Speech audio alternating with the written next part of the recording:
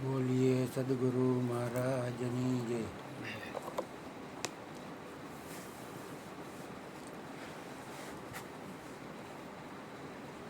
આજે જે સત્સંગ થયો એના ઉપર ખાલી એક થોડુંક મહત્ત્વનું મુદ્દા જેવું બોલી દઉં કે એક દીકરી અને એના પિતા તળાવની પાળે હાલ્યા જતા એટલે ચોમાસાનો ટાઈમ થયો, લપસણી જગ્યા હોય એટલે પિતાએ દીકરીને કીધું તું કે મારો હાથ ઝાલી લઈ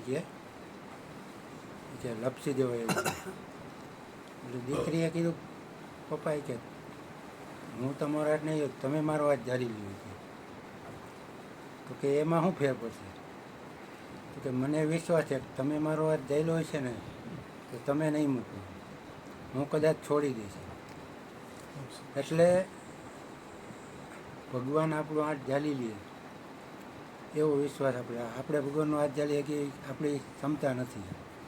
પણ એવું કંઈક બને તો ગુરુજી એ ભગવત સ્વરૂપ જ છે અને આવું સ્થળ ઠેકાણું મળવું મુશ્કેલ. તો ગુરુજી તો હાથ ઝાલવા તત્પર જ છે, પણ આપણે સોંપવા તૈયાર હોવું જોઈએ. આપણે તોય એક બે દિવસ આવ્યો તો એમ થાય કે હવે નથી જવું, આપણે હાથ છોડી દઈએ, પણ એ પાછો 2-3 દિવસે કહે કે હાલો એ કે ફોન કરીને બોલાવે. તો આપણો હાથ એ મૂકવા તૈયાર નથી, આપણે સોંપ્યું.